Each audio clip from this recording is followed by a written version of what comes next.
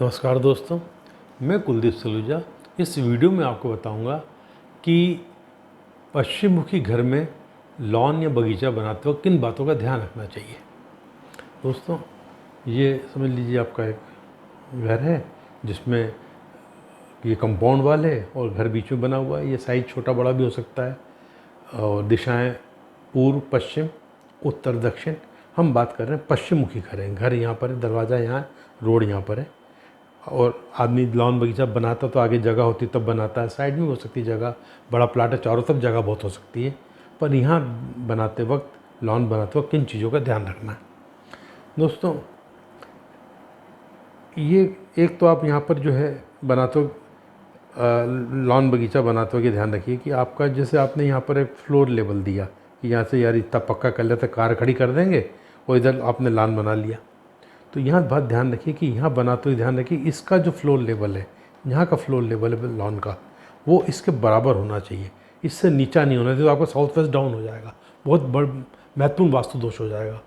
तो आपको यहाँ पर उतनी मिट्टी डालना है, इसमें इधर भी इतना सा करना है, चारों तरफ है तो फिर इधर भी ध्यान देना है चीज़ का कि इधर जो है और इस मिट्टी की से बराबर रहे, ऐसे ऊंचा हो जाए चलेगा। और इसकी मिट्टी जब हम उसमें पानी डालते हैं तो उस पानी को, उससे मिट्टी फैल के इधर तरफ ना आए। आपकी जो पक्की जगह बनी हुई है तो वहाँ पर ईंटों की एक वो लगा दीजिए, बाउंड्री बना दीजिए, एक एक दो दो ईंटों की, जिससे पानी फैल के इधर ना आए, ठीक है ना। और यदि आप इस पर लैंडस्केपिंग करना चाहते हैं तो आप साउथ वेस्ट में यदि आपका है तो आप यहाँ लैंडस्केपिंग कर सकते हैं, यहाँ, ठीक है ना। पर लैंडस्केपिंग करते वक्त ध्यान रखिए कि यहाँ आपने लैंडस्केपिंग करी, एक पहाड़ जैसा बना देते हैं, उसमें फव्वारा लगा दिया, पर आगे वो पानी का बनाते हैं तो ज़मीन में गड्ढा नहीं करना है। उसके लिए फिर आपको ज़मीन के ऊपर ओवर द ग्राउंड ही वो बनाना है पानी का स्टोरेज, जिससे पानी रोटेट होकर फिर वापस में आता है, फाउंटेन में आता है। ये ध्यान, इसमें गड्ढा नहीं बनाना है। साउथ वेस्ट में किसी प्रकार गड्ढा नहीं होना चाहिए, तो ये ध्यान रखिए।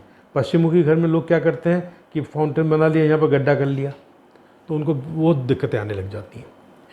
दूसरा, अपन जब यहाँ बनाते वक्त चाहे तो पश्चिम में अपन बड़े पेड़ लगा सकते हैं, पर कोशिश करना चाहिए कि फ्रंट में आप इतने बड़े पेड़ मत लगाइए। बाय द वे है तो दिक्कत नहीं है, पर कोशिश करिए कि आपके कंपाउंड वाल से ज़्यादा बड़े पेड़ ना हो, ताकि घर का व्यू पूरा दिखता रहे और आप भी बाहर की तरफ देख सकें, ठीक है ना।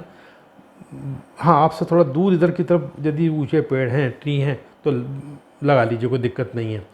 और ये साउथ में भी इधर लगा सकते हैं, ठीक है ना। आपके घर के साउथ में, यदि ऐसी स्थिति में आपका घर है, चारों तरफ जगह है, तो आप साउथ में लगाइए, यहाँ से साउथ में लगता है कि आपको फ्रंट क्लियर दिखे आपको। अपन जब क्यारी लगाते हैं, यहाँ पर जब पौधे लगाते हैं तो अपन थोड़ा सा ज़मीन नीचे कर देते हैं, ताकि यह 3-4 इंच नीचे कर देते हैं, उसमें बड़े बोले, उसके बाद हम जो है घास लगा देते हैं। तो यहाँ पर गड्ढा नहीं होना चाहिए। तो यहाँ का फ्लोर लेवल आपको उतना ही रखना है यहाँ का, कि इसका, कि इसके बराबर रखना है। इसका पानी जब यहाँ पानी डाले करें, बह के इधर ना आए, तो उस केस में यहाँ पर आप ईंटें लगा दीजिएगा, यहाँ पर भी, ताकि इसका फ्लोर लेवल बराबर, जो 2 होता है 2-1 फीट की पट्टी बना देते हैं, जिस पर झाड़ लगा देते हैं थोड़ी थोड़ी दूरी पर, तो ज़मीन नीचे कर देते हैं, 4-5-6 इंच तक नीचे कर देते हैं। ये गलती आप यहाँ पर बिल्कुल मत करिएगा, ठीक। और इसके अलावा आप जो है बेल जो होती है, बहुत से लोग लगाते हैं, तो बेल अवॉइड करना चाहिए। यदि बेल लगानी तो कंपाउंड वॉल में लगा लीजिए, बाकी आप बिल्डिंग के साथ मत लगाइए, क्योंकि उसके कारण कई जो रेंगने वाले जीव होते हैं ऊपर चढ़ जाते हैं। उससे नुकसान, वास्तु में इतना नुकसान नहीं जितना वो कि जो घर में रहते हैं उनके लिए दिक्कत का बात बन सकती है। हाँ, आप मनी प्लांट घर के अंदर लगा सकते हैं, कोई दिक्कत नहीं है। कोई मनी प्लांट के अंदर तो मिट्टी चाहिए होती है, पानी में उग जाता है और वो घर के अंदर ही रहता है, उससे घर में कोई जीव जंतु तो आता नहीं है, तो मनी प्लांट लगा सकते हैं। एक बात दोस्तों, एक बात तो ध्यान रखिए कि यदि आपके हालात अच्छे हैं तो आपने बहुत अच्छा लॉन वॉन बना लिया, सब कुछ है, सब ठीक है, तो देखिए आपको फिर जो लॉन को, इसको सबको मेंटेन करना है। यदि आप मेंटेन करने की स्थिति में नहीं है और ये सब चीज़ें धीरे धीरे बेहतर झाड़ झाड़ियाँ हो गई, आपने ध्यान नहीं दिया, कुछ इधर उग रहा है, कुछ इधर उग रहा है, मतलब मेंटेन नहीं कर पा रहे हैं, तो ऐसी स्थिति में धीरे धीरे क्या होता है कि जो उस घर में रहते हैं, यदि आपने मेंटेन करना बंद कर दिया, तो वो उसके कारण उस घर के लोग घर के लोगों की मानसिक कमजोरी के कारण बन जाता है, उनके लिए किसी प्रकार की मानसिक कमजोरी आ जाती है उनके अंदर। दूसरा, ऐसे घरों में जहाँ बेतरतीब झाड़ियाँ उगी होती हैं, इस तरीके से घर में चारों तरफ, आपका पश्चिम में ठीक है, चारों तरफ भी हो सकता है, ये ऐसा रहेगा, वो मित्रों की चालाकियों से परेशान रहते हैं, उनके मित्र उनके साथ चालाकियाँ करते रहते हैं, उनको नुकसान पहुँचा ला के तो नुकसान ही पहुँचाना होता है, और इसके साथ वो लोग गलत लोगों संगत में आ जाते हैं। तो ध्यान रखिए, आज आपके हालात अच्छे हैं, आपने बहुत शानदार लॉन वॉन बना लिया, पर कल वैसे हालात नहीं रहते हैं, तो आप देखिए आप क्या मेंटेन कर पाएंगे। पहले तो उतने बड़े लॉन बनाइएगा, ठीक है ना, और दूसरा यदि बना लिया तो उसको मेंटेन करिएगा, उस पर ध्यान दीजिएगा आप, ठीक है। दूसरा, कोशिश करिए कि जो द्वार है, इसके सामने आपका द्वार है, तो द्वार के सामने जो होता है कि सीढ़ी के ऊपर जो स्टेप्स होती है 3-4, उसमें गमले लगाते हैं, तो उसमें नोकदार पत्ते, नुकीली कांटे वाले वो मत लगाइएगा, चौड़े पत्ते वाले लगाइएगा। जैसे फूल आते हो तो ठीक ना, तो भी ठीक, पर पत्ते चौड़े होना चाहिए, वो वाले गमले लगाइएगा दोनों तरफ। यदि यहाँ दरवाज़ा है तो दोनों तरफ जो 3-4 सीढ़ियाँ हैं तो गमले वो वाले लगाइएगा, कभी नोकदार मत लगाइए। कैक्टस अवॉइड करिएगा, कैक्टस से वास्तु में कोई दोष नहीं है, ठीक है ना।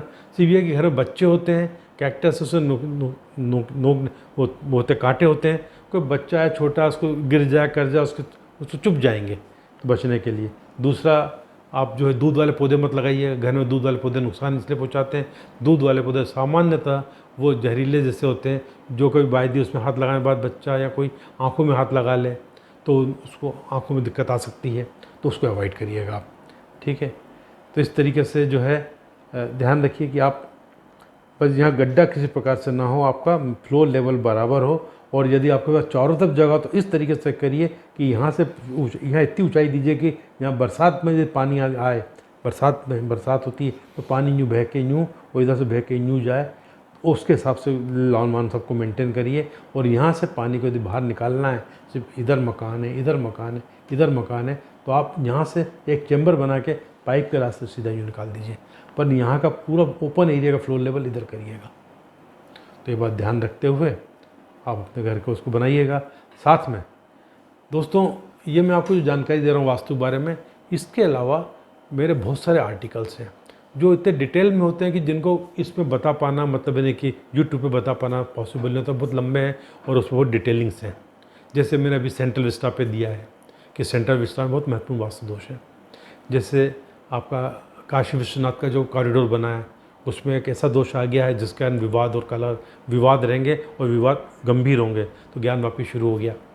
जैसे मैंने आर्टिकल लिखा हुआ है कि केदारनाथ और अमरनाथ में बहुत कुछ समानता है और दोनों जगह हादसे होते रहते हैं, हर वर्ष ना कभी वहाँ पर हादसों में लोगों की मौतें होती हैं। ऐसे बहुत सारे, जैसे रूस यूक्रेन युद्ध है, हाँ, ताइवान और चाइना का क्या होगा, इससे बहुत सारी जानकारी, इस तरह के 50 आर्टिकल आपको उसमें मिलेंगे जो आपके लिए ज्ञानवर्धक भी हो और वास्तु में रुचि तो आपको मज़ा भी आएगा पढ़ने में। मुझे उम्मीद है कि आपको वीडियो पसंद आई होगी।